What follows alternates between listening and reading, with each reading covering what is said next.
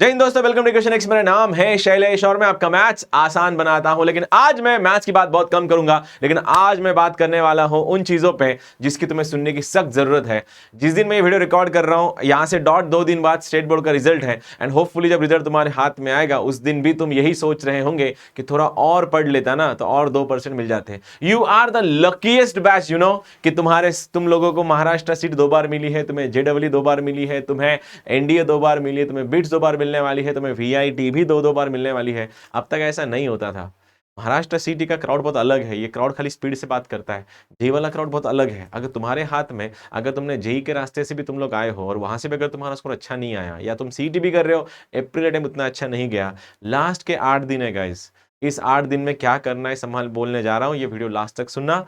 बस बात यह है कि जितना तुम्हारे पास, जितनी ताकत तुम्हारे पास है, तुम लोग को अब सब झोंकनी पड़ेगी। अगर ये तुम लोग नहीं कर रहे तो फिर कुछ 3 4 5 दिन बाद जब तुम्हारा रिजल्ट लग जाएगा या रिजल्ट के बाद जो रिग्रेट्स तुम्हारे आनी शुरू हो जाएंगी, याद रखना स्टेट बोर्ड के परसेंटेज किसी काम के नहीं होते अनलेस एंड अनटिल तुम एक बड़ी कंपनी में जा रहे हो और कंपनी ने कुछ क्राइटेरिया लगा के रखा है। लेकिन इस परसेंटेज का तुम्हारी इंजीनियरिंग के एडमिशन में कोई फर्क नहीं पड़ता। हाँ, थोड़ा बहुत है कि तुम्हें क्राइटेरिया फुलफिल करना चाहिए कि 55% होने चाहिए मार्क्स तुम्हें पीसीएम में। उतना अगर तुम्हारा हो रहा है, मोर देन सफिशिएंट है। लेकिन पता है, 2% भी अगर स्टेट बोर्ड में कम हो गया ना, उससे कुछ फर्क नहीं पड़ रहा। लेकिन अगर सीईटी में एक क्वेश्चन भी आगे पीछे हो गया ना, तुम्हारा रैंक कम से कम 1000 से ऊपर नीचे हो जाएगा। और जितनी कॉलेजेस के तुम प्रिपेयर कर रहे हो, उतने कॉलेज की सीट्स भी उतनी नहीं है। तो मैं जो बोलने जा रहा हूँ लास्ट तक सुनना guys. Maharashtra CET examination time based चलती है और यहाँ पे सबसे बड़ा, जेई का सबसे बड़ा ट्रैप जो है ना, जेडब्ल्यू का वो सबसे बड़ा ट्रैप है नेगेटिव मार्किंग। और एमएसटी सीईटी का सबसे बड़ा ट्रैप जो है वो है तुम्हारे तुक्के मारना, नॉन नेगेटिव मार्किंग। हाँ, तुम्हें समझ में नहीं आएगा, नो नेगेटिव मार्किंग, ये वही वो ट्रैप है जिससे सारे बंदर फंसते हैं। अगर तुम्हें स्टोरी पता है, अगर जंगल में अगर बंदरों को पकड़ना है ना, तो वो लोग क्या करते हैं शिकारी, पता है? चने डाल देते हैं एक डब्बे के अंदर। जब बंदर वो चना निकलने डब्बे में हाथ डालता है, वो चना पकड़ लेता है। जैसे चना पकड़ लेना, ऐसा उसकी मुंड बंद हो जाती है और वो डब्बे में अड़क जाता है, या फिर वो उस पिंजरे में अड़क जाता है, वो उस लॉक में अड़क जाता है। तुम्हारे साथ भी यही होने वाला है। एमएससीईटी में बहुत से क्वेश्चंस तुम्हें नहीं बनने वाले, हमें पता है। लेकिन अगर तुम्हारा पूरा डिपेंडेंसी ही अगर तुक्के मारने पे आया है, तो तुम्हारा प्रिपरेशन की पूरी बैंड बजने वाली है। इसलिए याद रखना, दिस इज अ ट्रैप। ये उन लोग के लिए रखना जो क्वेश्चन तुमसे नहीं बन रहे। फर्क क्या है टॉपर्स में और ड्रॉपर्स में? अब आने वाले टाइम में ऐसा टाइम आएगा, तुम में से बहुत लोगों ने अगर मन बना के रखा है या दिमाग में कहीं से भी on your 6th 7th 8th thought अगर ये आ रहा है ना कि सर जो होना था हो गया, अगले साल वापस आऊंगा और दौड़ तोड़ से वापस आऊंगा, मैं ड्रॉप ले लूं क्या? ड्रॉप कितना अच्छा रहेगा, मैं फिर भी 4 बजे उठूंगा, 4:15 बजे बैठूंगा, 4:30 से लेकर रात को 12 तक पढ़ूंगा, फिर उसके बाद मैं सो जाऊंगा, फिर 4 बजे उठूंगा। ऐसा मैं सर 1.5 साल तक करूंगा और आपको दिखाऊंगा अगले साल महाराष्ट्र सीट में I will be the rank 1। पता है तुम कर क्या रहे हो?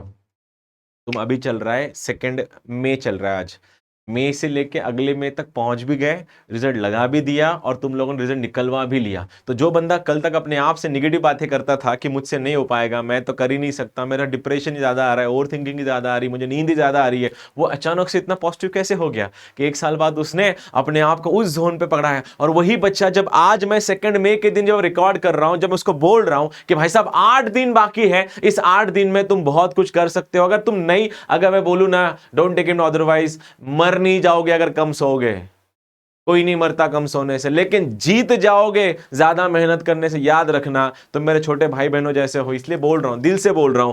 ड्रॉपर एक नशा होता है, वो नशा टाइम ट्रैवल करता है। मई से लेके तुम पहुंच जाते हो अगले जनवरी, फिर पहुंच जाते हो अगले अप्रैल, फिर अगले पहुंच जाते हो अगले मई, और पहुंच जाते हो अगले जून में जब तुम्हारा रिजल्ट लग गया और तुम्हारा 99.9999999 परसेंटाइल मार्क्स आके तुम महाराष्ट्र में नंबर 1 पे जाके बैठे। और यही बच्चा है जो 2 मई को बोल रहा है कि मेरे से नहीं हो रहा है सर, मैं नहीं कर पाऊंगा, मेरा ये बाकी है, मेरा वो बाकी है, मेरे से कुछ नहीं हो सकता। अरे जो निगेटिव थॉट्स और पॉजिटिव थॉट्स को अगर सेम एनर्जी लगती है, तो आज क्यों डिसाइड नहीं करते कि मेरे 8 दिन को मैं पूरा यूटिलाइज कर लूंगा। फिजिक्स केमिस्ट्री मैथ्स, मैथ्स 4 घंटा, फिजिक्स 4 घंटा, केमिस्ट्री 4 घंटा, 12 घंटे पढ़ूंगा। यही बंदा 1 साल बैठने के बाद सोच रहा है सुबह 4 बजे उठ के रात को 12 तक पढ़ूंगा, 18 घंटे पढ़ूंगा, 16 घंटे पढ़ूंगा। वही बच्चा आज जब करने की बात आई, कर क्यों नहीं रहा?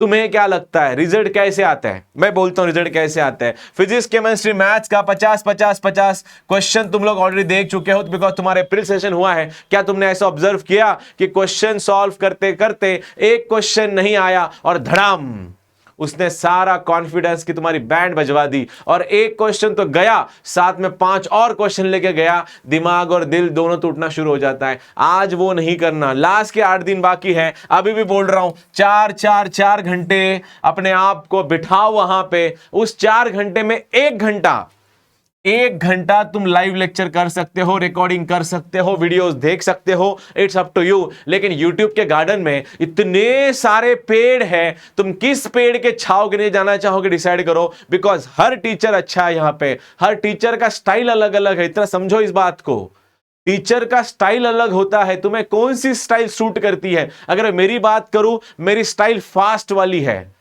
मैं ऐसी बातें करता हूं, मैं लंबा लंबा नहीं खींचता चीजों को। अगर तुम मेरे साथ कंफर्टेबल हो, रहो मेरे साथ। अगर तुम मेरे साथ कंफर्टेबल नहीं हो, कहीं और जाओ। लेकिन जिन किसी के साथ हो, उनके साथ लॉयल रहो, बिकॉज ये गार्डन है। यहां पे हर पेड़ तुम्हें छाव देने वाला है, सोलास देने वाला है, शांति देने वाला है, होप देने वाला है। बिकॉज टीचरों का काम ही होता है बच्चों को होप्स देना। लेकिन सवाल यह है, दिन भर क्या होप्स ही जमा करते रहोगे? पढ़ोगे कब? तो इसीलिए 1 घंटा यूट्यूब के लिए रखो, इंडिविजुअल सब्जेक्ट का, फिजिक्स, केमिस्ट्री, मैथ्स का। ये जरूरी है, बिकॉज ये जरूरी है। आई नो लास्ट में टीचर्स तुम्हें अच्छे क्वेश्चंस देंगे, मेरे जैसे लोग कोई स्नाइपर्स देंगे, कुछ यही आएंगे वाली सीरीज चलाएंगे, कोई और टीचर होंगे, पता नहीं, जाओ वो अपने अपने स्टाइल में जो हमें देंगे, ग्रैब करो वहां से। बिकॉज हमें भी लगता है कि हमारा रिजल्ट बहुत अच्छा है, ग्रैब कर सकते हो। लेकिन 3 घंटा जो है, उस 3 घंटे में तुम्हें प्रैक्टिस ही करनी है। और प्रैक्टिस ही बोलता हूं कैसे करनी है,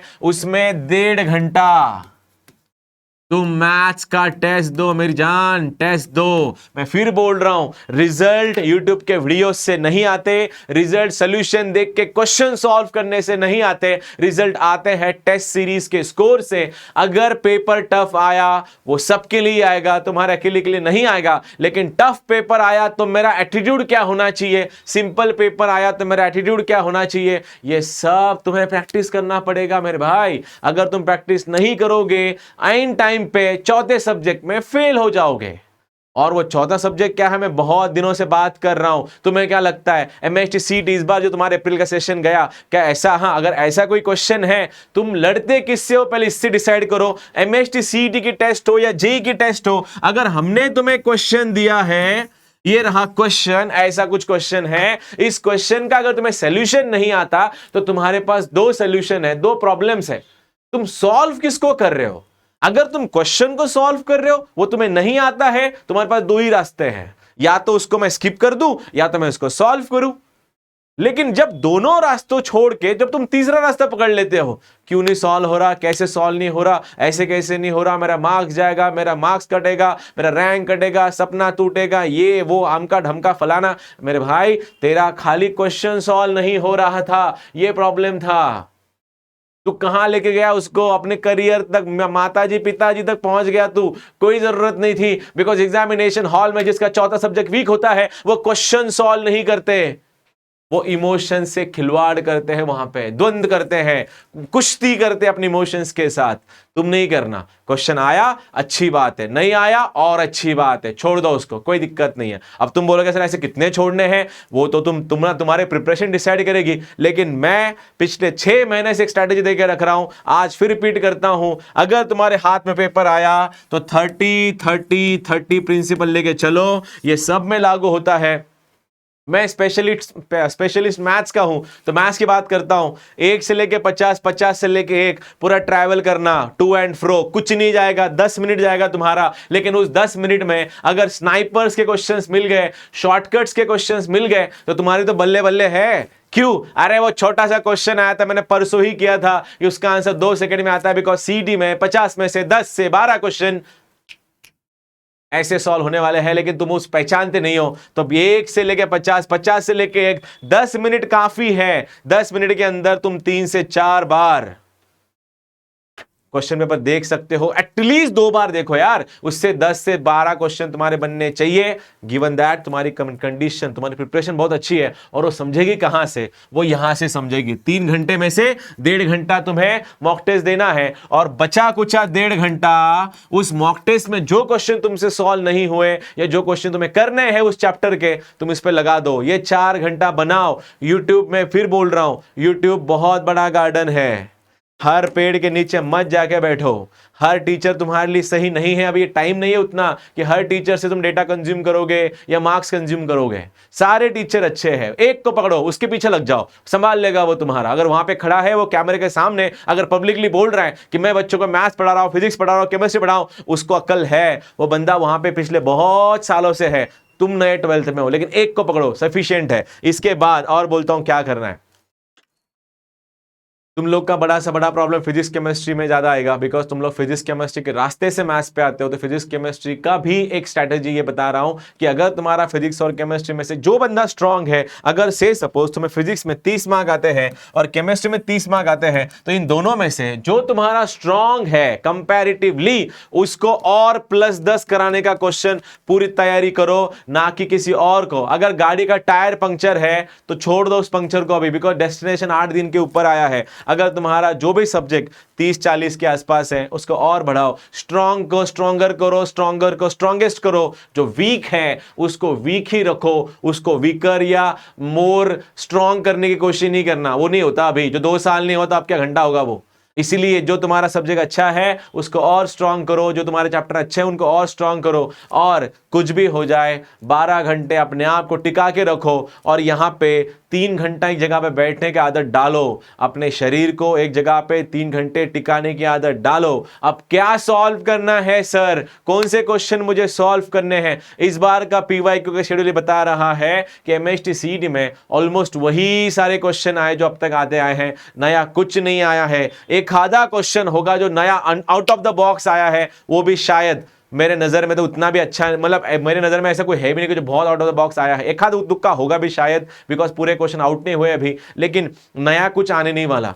पीवाईक्यूज स्नाइपर्स पकड़ो, शॉर्टकट्स पकड़ो, बिकॉज 10 से 12 क्वेश्चन तुम्हारे स्नाइपर से होने ही चाहिए। अगर ये बन रहा है तो मोमेंटम सेट हो जाएगा।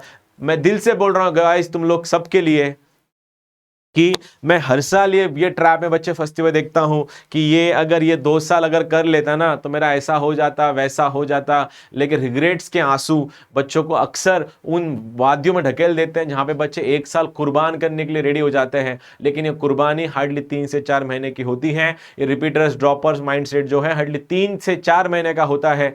गाइज, ना मेरे पास कोई रिपीटर्स बैच है, ना मेरे पास कोई ड्रॉपर्स बैच है, ना मैं काउंसलिंग करता हूं ऐसे बच्चों को, ना मैं मेंटोर करता हूं। मैं दिल से बोल रहा हूं, 4 महीने बाद जब ड्रॉपर्स का नशा निकल जाता है तो अंदर से वो आता ही नहीं है। अभी जो ड्रॉपर वाला माइंडसेट जो बनने की कोशिश करेगा, अभी ये खाली के खाली एड्रेनल रश है, और ये खाली रिवेंज हार्मोन का वो क्या बोलते हैं उसको, किक आउट है। वो किक मारता है ना, वैसे किक मारेगा तुम्हारा रिग्रेट हार्मोन कि हाँ साला इतना कर लेता तो ऐसा हो जाता। बाकी इसका मतलब ये नहीं कि ड्रॉप बहुत खराब है। जितना मैं देख पा रहा हूं, किसने ड्रॉप लेना चाहिए? फिर जिस बच्चों को 99.12 मार्क्स आए, उसको COEP CS चाहिए था, लेकिन उसको COEP इलेक्ट्रॉनिक्स मिला है, वो बच्चा मैं बोलता भाई साहब तू कर सकता है, यू आर अलाउड, बिकॉज तेरी प्रिपरेशन ऑलरेडी वहां पे है। लेकिन जिस मेरे भाई की प्रिपरेशन ऑलरेडी 40 परसेंटाइल पे है, क्या इमेजिन कर रहे हो? 2 साल घिसाने के बाद अगर तुम 40 परसेंटाइल पे आए, क्या लगता है अगले साल में तो 99% पहुंच जाओगे? नहीं। ये तुम लोगों को उल्लू बनाने के लिए या फिर मार्केटिंग फंडे के लिए सही है कि 8 दिन में 99 कैसे लाते हैं, 5 दिन में कैसे लाते हैं। कुछ नहीं आते 8 दिन में 99 परसेंटाइल। ये बस बोलने की बातें हैं, या फिर तुक्के कैसे लगाते बोलने की बातें होती है। ऐसा कुछ नहीं होता है। इसलिए जो भी अगले 1 साल में जो भी मेहनत करने वाले थे, अगर ये मेहनत अगर अगले 10 दिन में कर लोगे, 8 दिन में कर लोगे, तो शायद तुम निकल जाओगे। इसलिए बोल रहा हूँ, मेरा नाम है शैलेश और आपका मैथ्स आसान बनाता हूँ। यहाँ पे मैं तुम लोग का एडमिशन प्रोसेस आसान बनाना चाहता हूँ। मैथ्स में 99 परसेंटाइल के ऊपर मार्क्स लाना इजी है।